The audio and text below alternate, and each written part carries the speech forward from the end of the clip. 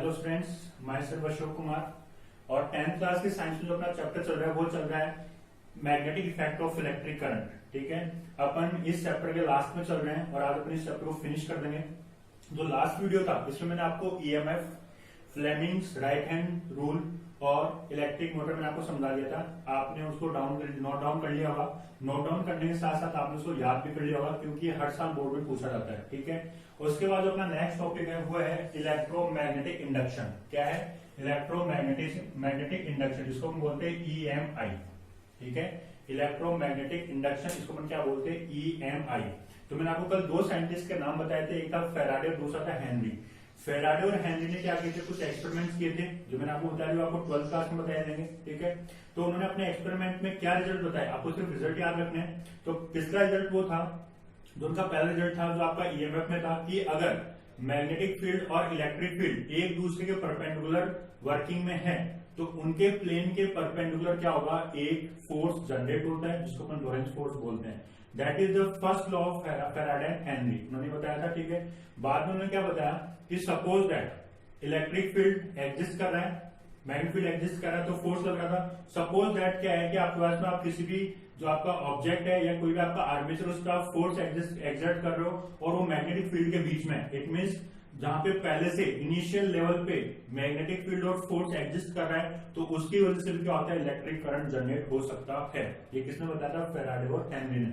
हालांकि उन्होंने ये बताया था कि अगर जो मैंने आपको बताया था मैग्नेटिक फ्लक्स, उन्होंने ये बताया कि अगर मैग्नेटिक फ्लक्स में चेंज हो रहा है तो इलेक्ट्रिक फील्ड जनरेट होता है, इलेक्ट्रिक करंट जनरेट होता है। तो आपको इतना सा भी याद रखना है कि अगर फोर्स और मैग्नेटिक फील्ड पहले से एग्जिस्ट करते हैं तो उसमें जो करंट फ्लो होता है वो किसकी वजह से होता है? Due to change in magnetic flux. आप इसको नोट डाउन कर लीजिए, due to change in magnetic flux current flow होता है। ठीक है, तो अपन यहाँ पे बात करते हैं ईएमआई, इलेक्ट्रोमैग्नेटिक इंडक्शन। तो ईएमआई क्या होता है कि अगर मैग्नेटिक फील्ड कहीं एग्जिस्ट कर रहा है और उसमें अगर कोई आर्मेचर या कोइल है जिस पर आप क्या कर रहे हो? फोर्स लगा रहे हो। ठीक है, मींस मैग्नेटिक फील्ड के परपेंडिकुलर अगर किसी ऑब्जेक्ट या किसी आर्मेचर पे फोर्स लगाया जाता है तो उसमें क्या होता है? Due to change in magnetic flux electric current का इंडक्शन होता है। तो अपन इसको शॉर्ट में भी बोल सकते हैं कि अगर मैग्नेटिक फील्ड और फोर्स एक दूसरे के परपेंडिकुलर है तो उन दोनों के प्लेन के परपेंडिकुलर क्या होगा? इलेक्ट्रिक करंट जनरेट होगा। उसको अपन क्या बोलते हैं? EMI, electromagnetic induction. Due to existence of magnetic field and force the production और induction of electric current is known as EMI. अब इस ईएमआई की क्या होती है? डायरेक्शन होती है और उस ईएमआई की डायरेक्शन को शो करने के लिए अपने पास एक लॉ आता है जिसको हम बोलते हैं फ्लेमिंग्स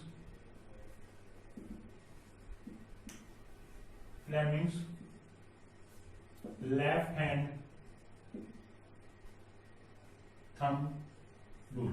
ठीक है, राइट हैंड रूल किसके लिए था? इलेक्ट्रिक मोटर के लिए। अब आता है Fleming's left hand thumb rule. ये अपना क्या है? लेफ्ट हैंड है। लेफ्ट हैंड की जो फर्स्ट फिंगर, मिडिल फिंगर और थंब है उसको अपने क्या करना है? एक दूसरे के परपेंडिकुलर अपने क्या करना है? स्ट्रेच करना है। ठीक है, तो क्या बोलता है?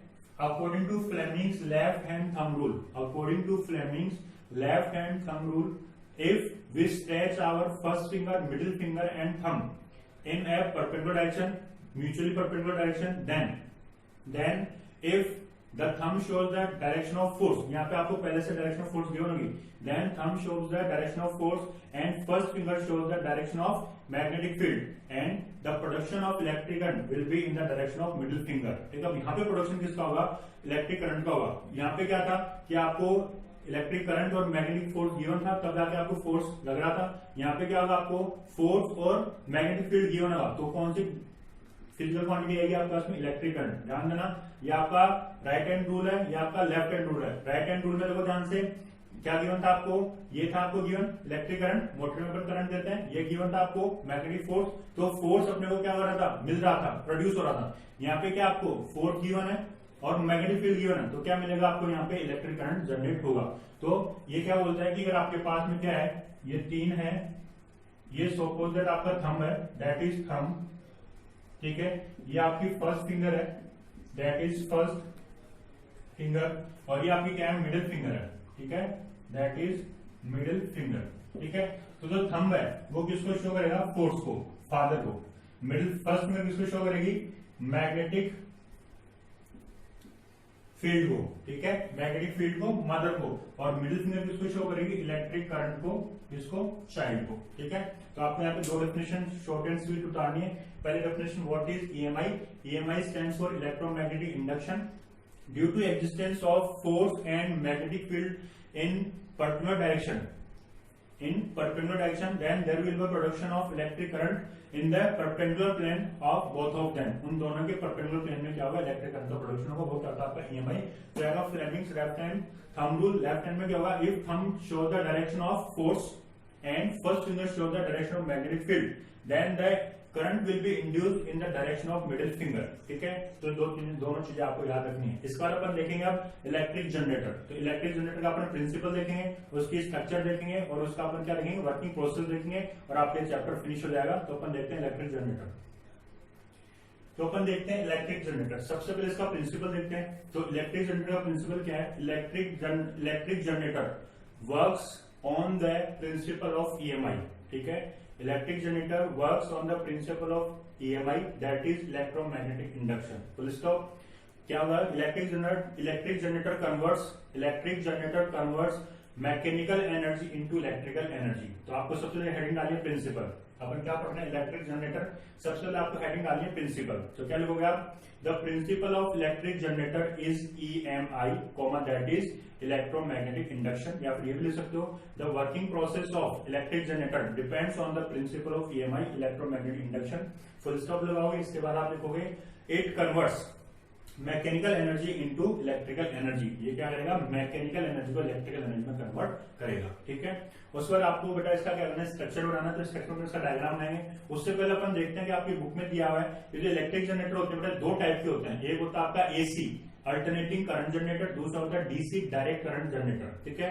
तो एसी और डीसी में छोटा सा डिफरेंस होता है, वो मैं आपको एसी पढ़ा रहा हूँ, उसी में आपको समझा दूंगा डीसी में आपको क्या करना है, और आपको उसको अलग अलग डिफरेंशिएट कर पाओगे। तो सबसे पहले इसकी स्ट्रक्चर बनाते हैं। अपन पढ़ रहे हैं एसी जनरेटर, ठीक है। तो एसी जनरेटर में क्या होगा, सबसे पहले यहाँ पे दो बड़े बड़े मैग्नेटिक पोल्स होंगे, एक होगा नॉर्थ पोल, एक होगा साउथ पोल, और इसके बीच में क्या होता है, आपके पास में एक आर्मेचर, ऐसे एक आर्मेचर आपके पास में ऐसे होता है, ठीक है। और ये आर्मेचर क्या होता है, एक्सल पे सस्पेंडेड होता है, ठीक है। जैसे अपने मोटर में था वैसे आपके इलेक्ट्रिक जनरेटर में स्टार्टिंग का क्या हो गया, यहाँ पे दो बड़े बड़े मैग्नेटिक पोल्स होते हैं, उनके बीच में क्या होता है, आर्मेचर या कोयल होता है। आपको आर्मेचर बता दिया था। आर्मेचर क्या होता है, जो भी कॉपर वायर्स होते हैं उनकी क्या होती है, रैपिंग अप होती है, क्लोजली बाउंडेड होती है, किसके ऊपर, आयरन के कोर पे, और एक किस पे सस्पेंडेड होता है बेटा, एक एक्सल पे सस्पेंडेड होता है।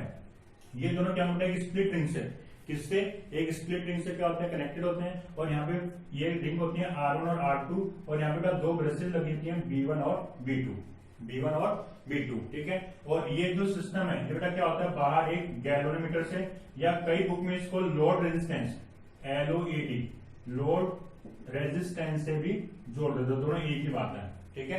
तो इसका सिंपल सा स्ट्रक्चर है, आपको डायग्राम बनाना है। बुक में आप एक बार डायग्राम देखना अच्छे से, मैंने आपको समझाने के लिए बता दिया है कि इलेक्ट्रिक जनरेटर में क्या होंगे, दो बड़े बड़े मैग्नेटिक पोल्स होते हैं, नॉर्थ और साउथ डायरेक्शन वाले दोनों पोल होते हैं, ठीक है। इसके बीच में क्या होता है, आर्मेचर सस्पेंडेड होता है with the help of axle. Axle पे क्या होता है, आर्मेचर सस्पेंडेड होता है, ठीक है। ये जो एक्सल होता है, ठीक है, ये एक्सल आर्मेचर से क्या होता है, दो स्प्लिट रिंग R1 और R2 से कनेक्टेड होता है, और इनके बीच में कनेक्शन किसका होता है, दो कार्बन ब्रशेज होती हैं B1 और B2, ठीक है। और ये सारा का सारा सर्किट क्या होता है, बाहर एक एक्सटर्नल सर्किट से जुड़ा होता है, इलेक्ट्रिक सर्किट जो होता है उससे जुड़ा होता है। जैसे अपने शादी में देखा हो, तो शादियों में जो लाइट वगैरह जलती है तो बाहर एक जनरेटर लगा होता है, वो होता है आपका एसी जनरेटर। एसी जनरेटर क्या करता है, जो करंट की डायरेक्शन और मैग्नीट्यूड उसको बार बार चेंज कर देता है। मैंने आपको एसी और डीसी करंट पहले बता दिया था, ठीक है, तो आप उसको वहां देख लेना। और डीसी में क्या होगा, डायरेक्शन सेम रहेगी। तो अब यहाँ पे क्या होता है, ये एसी में तो क्या होता है, R1 R2 और B1 B2 होता है, जबकि जो आपका डीसी करंट होता है, जो डीसी जनरेट होता है, उसमें जो आपका R1 और R2 है, R1 और R2 उसके बेटा कम्यूटेटर लगा होता है। कम्यूटेटर क्या होता है, जो डायरेक्शन को चेंज कर देता है। कम्यूटेटर कपलिंग रिंग्स होती हैं, ठीक है, वो क्या करता है, उनकी डायरेक्शन को चेंज कर देता है। तो आपको ज्यादा तो केवल एसी जनरेटर याद रखना है। तो एसी जनरेटर का मैंने प्रिंसिपल बता दिया, और इसके क्या होता है मैंने स्ट्रक्चर बता दिया। अब इसमें क्या देंगे बेटा, वर्किंग प्रिंसिपल देखते हैं इसका, ठीक है। तो सपोज दैट ये आपके पास में A, B, C और D, ये क्या आपकी आर्मेचर है, ठीक है। और इसमें मैग्नेटिक फील्ड क्या होगा, नॉर्थ टू साउथ डायरेक्शन होगा, ठीक है। सपोज जब अपन क्या कर रहे हैं, एक्सटर्नल फोर्सेस एक्सल को घुमा रहे हैं, ठीक है। एक्सल अपन क्या कर रहे हैं, घुमा रहे हैं। जब अपन एक्सल को घुमाएंगे तो क्या होगा, आर्मेचर भी घूमेगा नहीं घूमेगा। तो सपोज जब अपन इसको घुमा रहे हैं, तो घुमा रहे तो क्या होगा, अपन कौन सा ये वाला रूल लगाएंगे। तो देखो ध्यान से, ये क्या होगा आपका मैग्नेटिक फील्ड, और सपोजिटली फोर्स अंदर लग रहा है, ठीक है। अपन इसको यूं घुमा रहे हैं, यूं घुमा रहे हैं तो क्या होगा, जैसे आर्मेचर यूं घूमेगी, ये आर्मेचर यूं घूम रही है तो फोर्स का नीचे लग रहा है, और ये क्या है, मैग्नेटिक फील्ड, तो करंट कहां फ्लो होगा, ऊपर की डायरेक्शन में फ्लो होगा। तो उस केस में क्या होगा, करंट ऊपर फ्लो होगा।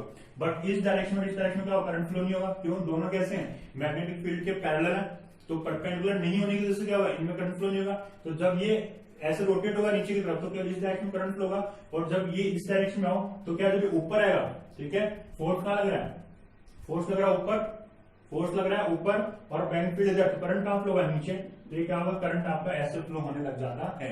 तो आपको इसको क्या करना है, अच्छे से डीपली तरीके से आपको बुक में लाइन टू लाइन पढ़नी है, ठीक है। इसका प्रिंसिपल मैंने आपको बता दिया, स्ट्रक्चर मैंने आपको समझा दिया, वर्किंग प्रिंसिपल में आपको क्या करना है, जो फ्लेमिंग्स का जो लेफ्ट हैंड थंब रूल है उसको अपने को अप्लाई करना है। तो आपको ये स्ट्रक्चर वाले हेडिंग डालने, वर्किंग प्रोसेस, फिर आपको बताना है कि in the side AB the force is downwards, जो अपन फोर्स लगाएंगे due to the rotation of axis, अपन एक्सेल को अपन घुमा रहे हैं, तो देखो ये आपकी क्या होगी, इसकी रोटेशन एक्सिस होगी, ठीक है। अपन जब इसको ऐसे घुमाएंगे तो फोर्स कहां लगेगा, नीचे, फोर्स नीचे है, मैग्नेटिक फील्ड इधर है, तो क्या होगा, करंट का सप्लाई ऊपर होगा। तो ये AB के अंदर आप बता दोगे, फिर आप BC और AD में बताओगे कि दोनों क्या है, मैग्नेटिक फील्ड के पैरेलल है, जिसमें क्या होगा, कोई भी करंट फ्लो नहीं होगा।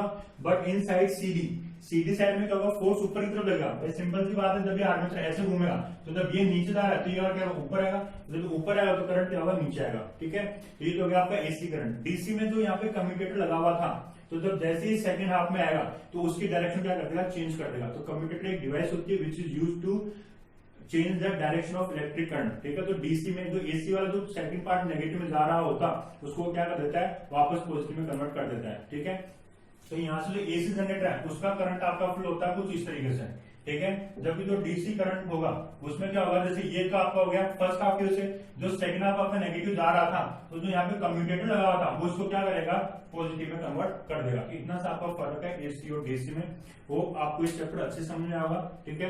ये चैप्टर आपके यहाँ फिनिश हो चुका है। आप इसको अपनी बुक से रीड करें, जो भी बुक में आपके लाइन टू लाइन आप उसको रीड करें, जो मैंने पढ़ाया उस वीडियो को आप बार बार देखें, जिसके पीछे क्वेश्चन, आपकी बुक के पीछे क्वेश्चन को आप बार बार सोल्व करने की कोशिश करें। आपको फिर भी कोई डाउट है तो आप मुझसे पूछ सकते हैं, ठीक है। यहाँ पे आपका चैप्टर फिनिश हो गया। अब अपन अगले वीडियो में जो चैप्टर लेंगे वो आप करेंगे ऑप्टिक्स का, जो आपका लाइट चैप्टर है उसको अपन देखेंगे नेक्स्ट वीडियो में। होप आपको समझ में आएगा। Thank you for watching.